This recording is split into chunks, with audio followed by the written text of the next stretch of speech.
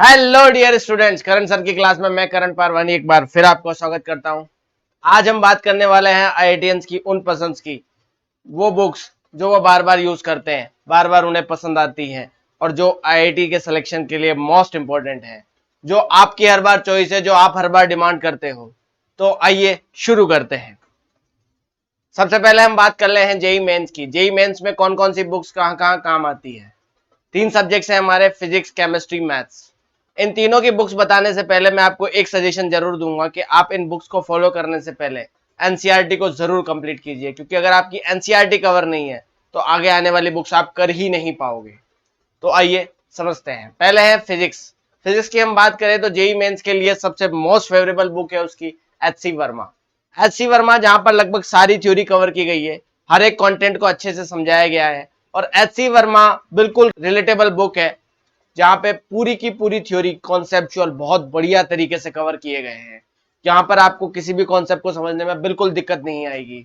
HC Verma पढ़ने के बाद आपको कोई प्रॉब्लम नहीं आएगी। इसके ऑब्जेक्टिव पार्ट को जरूर कवर कीजिएगा। अच्छे अच्छे क्वेश्चन है जिससे आपका कॉन्सेप्ट और बेटर होता जाएगा। ये करने के बाद आपको कोई और बुक करने की जरूरत है फिजिक्स के लिए? बिल्कुल। अरिहंत के 44 इयर्स या 43 इयर्स के प्रीवियस ईयर क्वेश्चन पेपर मिल जाएंगे आपको, वो जरूर सॉल्व कीजिएगा, क्योंकि उससे ही आपका कॉन्सेप्ट बिल्डअप होगा, कॉन्फिडेंस भी आपका बिल्डअप होगा और आप एग्जाम के लिए अच्छे से प्रिपेयर हो पाओगे। फिजिक्स के लिए आप अच्छे से काम कर पाओगे। इसके बाद केमिस्ट्री। केमिस्ट्री के लिए जानकर आपको थोड़ी सी हैरानी होगी, क्योंकि 60 to 70% सिर्फ हमारी एनसीईआरटी ही कवर कर देती है। बिल्कुल सही सुना आपने, 60 to 70% कंटेंट हमारा सिर्फ एनसीईआरटी ही कवर कर लेती है। तो अगर आप एनसीईआरटी को ढंग से करके जा रहे हो तो आधे से ज्यादा कोर्स आप जेई मेन का ऑलरेडी केमिस्ट्री के लिए कवर कर चुके हो। इसमें आपको करने में कोई दिक्कत नहीं आएगी। इसके अलावा प्रीवियस ईयर क्वेश्चन पेपर अगर आप कर लेते हो तो आप 80 to 90% की रेंज में आ जाते हो। यहाँ पर कवर करने के रेस्पेक्ट में आपको कोई भी कंटेंट में दिक्कत नहीं आएगी। लगभग हर तरह का क्वेश्चन आप अटेम्प्ट कर पाओगे, हर तरह की चीजें आप अटेम्प्ट कर पाओगे और आपको और भी कोई प्रॉब्लम नहीं आ पाएगी। ठीक है। इसके बाद maths. Maths for JEE main के लिए मैं आपको बता दूं, मैथ्स में सिर्फ 8 to 9% कंटेंट होता है जो जेई मेन में एनसीईआरटी से आता है। तो जेई मेन में सिर्फ एनसीईआरटी करके आप जीत सकते हो? नहीं, बिल्कुल नहीं। ये कंटेंट कवर ही नहीं होगा। तो इसके बाद आपको क्या करनी चाहिए? ए दास गुप्ता। कौन सी बुक है? ए दास गुप्ता। ए दास गुप्ता मेरी नजर में बहुत बढ़िया बुक है, जो आपको ऑब्जेक्टिव कंटेंट को करने में बहुत हेल्प करेगी। ऑब्जेक्टिव क्वेश्चंस यहां से बहुत बढ़िया कवर होते हैं और इसको करने के बाद आपको कोई और प्रॉब्लम नहीं आने वाली जेई मेन के लिए। मतलब आपका बहुत बढ़िया एक तरह से लेवल बन जाता है ए दास गुप्ता टिक करने के बाद।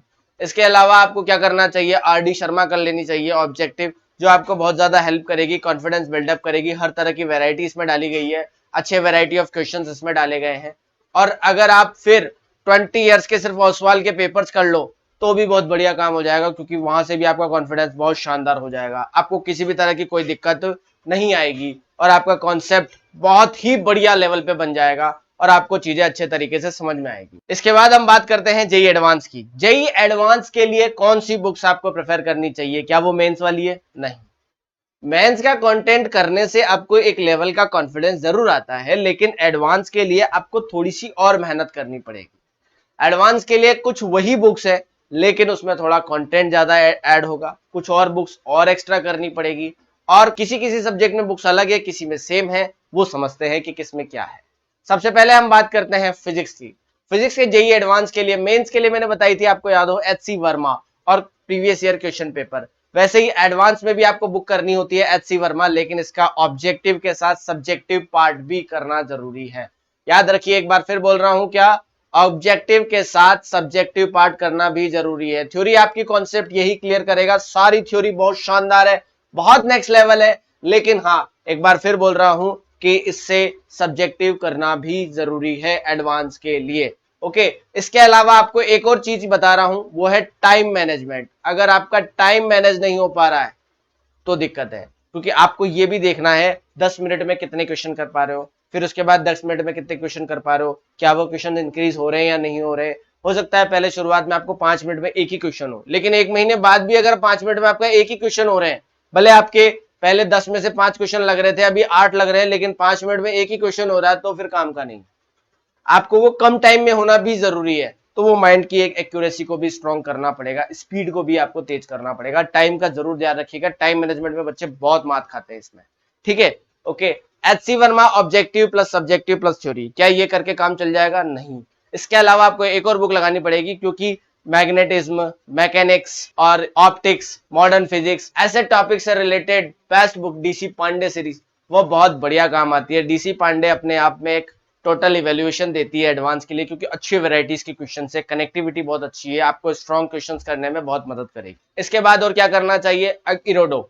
अगर आप इरोडो तक पहुंच जाते हैं तो समझ लीजिए फिजिक्स फोड़ने के लिए आप तैयार हैं, क्योंकि यहाँ पे बहुत एक्सट्रीम लेवल के क्वेश्चन दिए गए, बिट्स या किसी भी तरह के एग्जाम, ओलंपियाड्स, इरोडो बहुत बढ़िया लेवल की। अगर आप इरोडो टच कर रहे हो तो आपको दिक्कत नहीं आने वाली, आप बहुत सही जगह जाने वाले हो आगे जाके।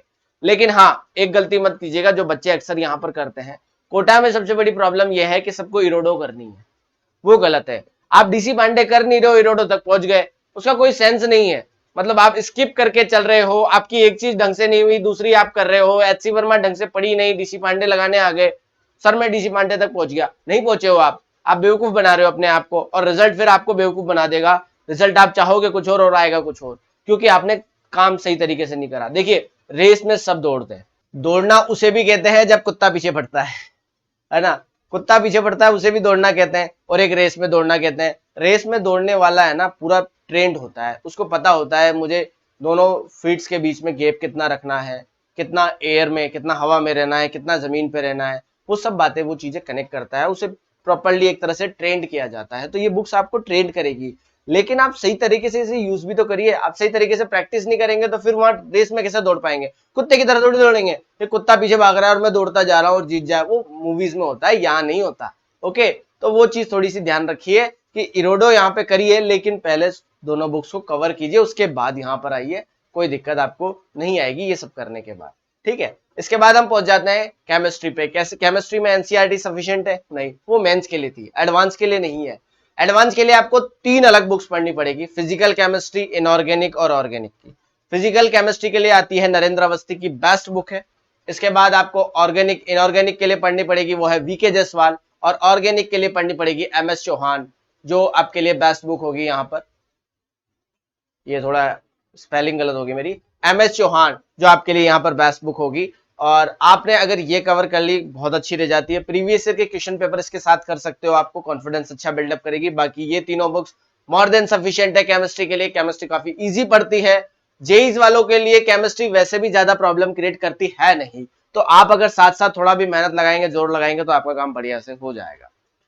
इसके बाद आ जाते हैं मैथ्स के लिए। आपको खुद भी बताया, मैथ्स का मैं खुद एक टीचर हूँ। मेरी मोस्ट फेवरेबल बुक जो मुझे बार बार पसंद आती है, मेरी मतलब मैंने अभी तक इस बुक के अलावा ज्यादा कुछ कंटेंट को कवर किया नहीं है, क्योंकि मैं जो ये बुक्स बताने वाला हूँ ये मेरी भी मोस्ट फेवरेबल है, यहाँ के कोचिंग इंस्टीट्यूट्स की भी मोस्ट फेवरेबल है। वैसे तो सारी बुक्स मोस्ट फेवरेबल है, जैसे एचसी वर्मा बहुत बार सुनी होगी आपने, आप आईआईटियंस के वीडियोस जाके उठा के देख लो, वो खुद कहते हैं एचसी वर्मा करो फिजिक्स में। तो ऑब्वियसली वो है, रियलिटी यही है कि वही बुक है।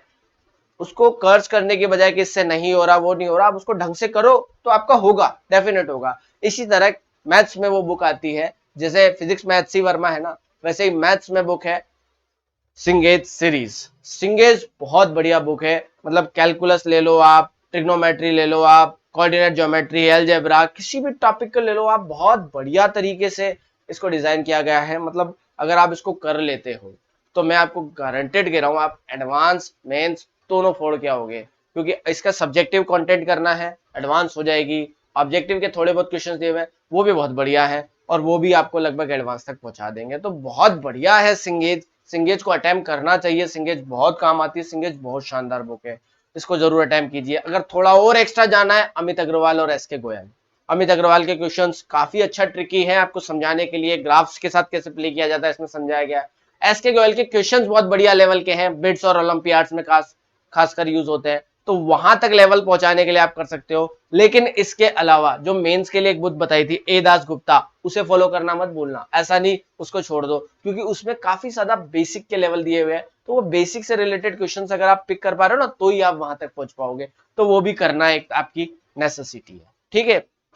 तो मैंने physics, chemistry, maths, JEE main और एडवांस दोनों के लिए आपको कंटेंट समझा दिया है। आई होप सो आपको अच्छे से समझ में आ गया होगा। ऐसी अच्छी अच्छी वीडियोस देखने के लिए करण सर की क्लास जरूर देखिए। वीडियो पसंद आई है तो उसे लाइक कीजिए, शेयर कीजिए, चैनल को सब्सक्राइब करना भूलिएगा मत, बेल आइकन दबाना भूलिएगा मत। और हाँ, लास्ट तक वीडियो देखने के लिए बहुत बहुत थैंक यू। और मैं नेक्स्ट जो वीडियो लेने वाला हूँ वो आपके फोकस से रिलेटेड है कि कैसे आप अपनी स्टडी में फोकस बना सकते हैं, कैसे आप कंटेंट कवर कर सकते हैं। हर सोमवार, हर गुरुवार आपके लिए वीडियो आती रहेगी। प्लीज इसे जरूर देखिएगा, चैनल को सब्सक्राइब करिएगा, वीडियो वायरल कीजिए, फ्रेंड्स को भेजिए अपने, जिनसे इनको हेल्प मिल पाए, आपको हेल्प मिल पाए। क्योंकि आप डिस्कशन करेंगे तो आपकी भी हेल्प होगी और उसकी भी हेल्प होगी। याद रखिए, दो जने जब एक दूसरे से पढ़ते हैं, एक दूसरे से साथ डिस्कस करते हैं तो ज्यादा याद होता है रेदर देन अकेले पढ़ने की बजाय। तो डिस्कशन बहुत बढ़िया होता है, हेल्दी होता है। जैसे कंपटीशन हेल्दी कंपटीशन होता है, ऐसे डिस्कशन भी हेल्दी होता है। वो आपके लिए बहुत अच्छा होगा। मिलते हैं अगले वीडियो में किसी और टॉपिक के साथ। तब तक के लिए जय हिंद, जय भारत।